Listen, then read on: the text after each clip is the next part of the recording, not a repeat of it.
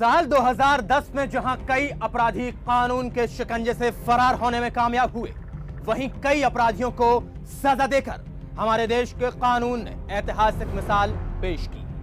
आज नहीं तो कल उन जल्लादों को भी हथकड़ी लग जाएगी जो कानून के साथ खेल रहे हैं, आंख में चौली का खेल। ये दावा हम इसलिए कर रहे हैं क्योंकि गुनहगार चाहे कितना भी शातिर क्यों ना हो, अंजाम हमेशा खौफनाक ही होता है।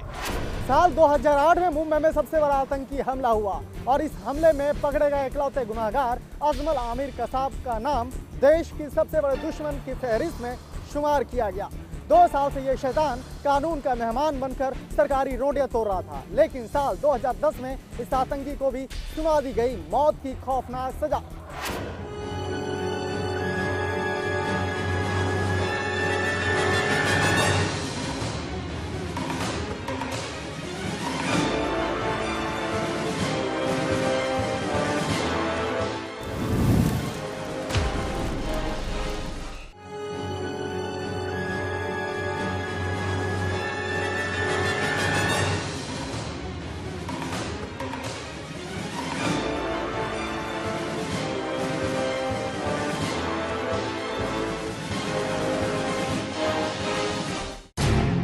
देश के सबसे बड़े आतंकी हमले पर देश के सबसे बड़े दुश्मन को अदालत ने सुनाई सबसे बड़ी सजा।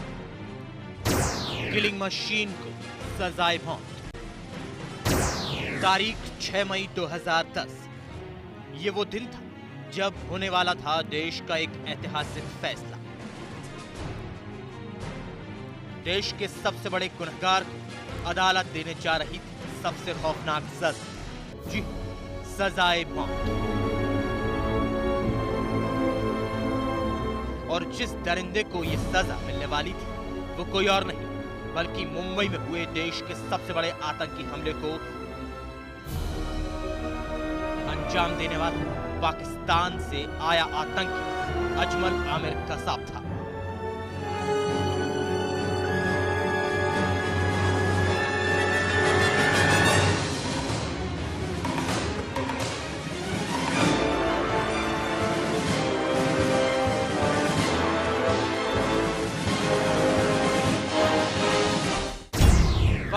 दोपहर 1:28। मुंबई की विशेष अदालत ने कसाब का हिसाब कर दिया। स्पेशल कोर्ट के जज तहलियानी ने कसाब को हमले से जुड़े अलग अलग आरोपों में दोषी करार देते हुए फांसी की सजा का ऐलान किया। हमले से जुड़े 89 मामलों में कसाब कसूरवार पाया गया, जिनमें से 4 मामलों में उसे मौत की सजा सुनाई गई।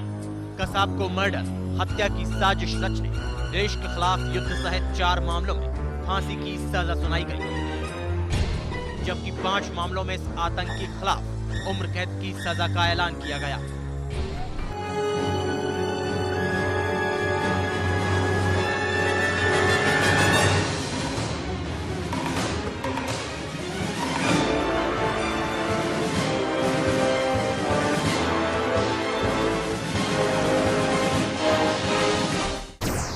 सजा सुनकर रो पड़ा कसाब। जिस वक्त जज कोर्ट में सजा सुना रहे थे उस समय कसाब कांप रहा था और सजा सुनने के बाद वह कोर्ट में ही रो पड़ा। लेकिन इसके घड़ियाली आंसुओं से इसे कोई फायदा नहीं मिला, क्योंकि हर हिंदुस्तानी के ज़हन में कसाब की वो तस्वीर जिंदा थी जब ये आतंकी जिस्म पर मौत का सामान लादकर हाथों में हथियार उठाए मुंबई आया था और इसने मासूम जनता का खून बहाया था। फैसले से हुई सच्चाई की जीत। 2 साल से था फैसले का इंतजार।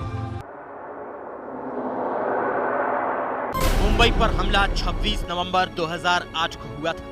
हमले में जिंदा पकड़े गए इकलौते आतंकवादी कसाब की सजा सुनने के लिए जनता के कान 2 सालों से इंतजार कर रहे थे। ऐसे में साल 2010 लोगों का यह इंतजार भी खत्म कर गया।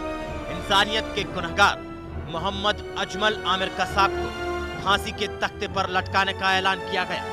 देश की जनता ने भी कानून के इस फैसले को सर आंखों पर रखते हुए खुशी जाहिर की। Report A to Z news.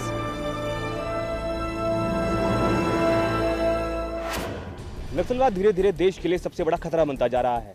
यही वजह है कि इसे लाल आतंक का नाम दिया गया। नक्सली कई सालों से अपनी मांगे मनवाने के लिए बेगुनाहों का खून बहा रहे हैं, लेकिन साल 2010 में नक्सलियों ने देश में सबसे बड़े नक्सली हमले को अंजाम दिया।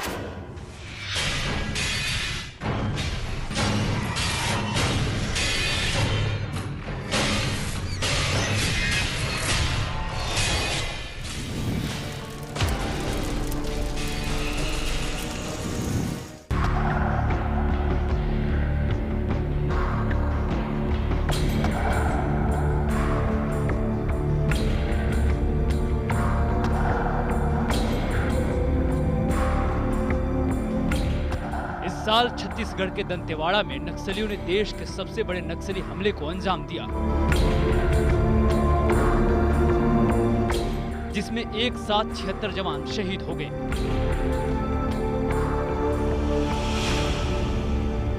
ये हमला सीआरपीएफ की सर्च पार्टी पर हुआ।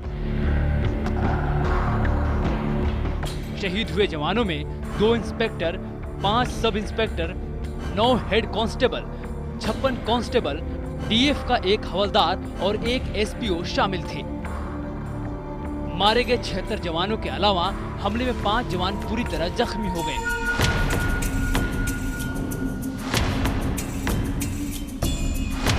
चिंतल नार कैंप से सीआरपीएफ के 81 जवानों की पार्टी एरिया में सर्च के लिए निकली थी। लौटते समय मूरकम और ताड़ मेटला के बीच एम्बुश लगाकर बैठे करीब 1000 नक्सलियों ने जवानों पर जबरदस्त हमला कर दिया।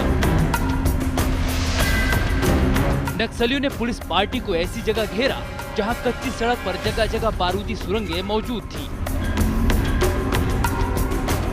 इसी बीच AK-47, LMG और इंसास जैसी घातक हथियारों से लैस नक्सलियों ने जवानों पर हमला कर दिया।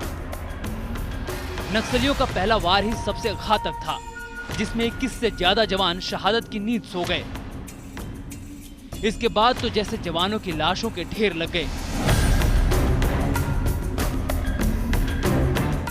3 घंटे तक जवानों और नक्सलियों के बीच चली मुठभेड़ का अंजाम इतना खौफनाक था कि भारत मां के 76 लाल अपना फर्ज निभाते निभाते वीर गति को प्राप्त हो गए।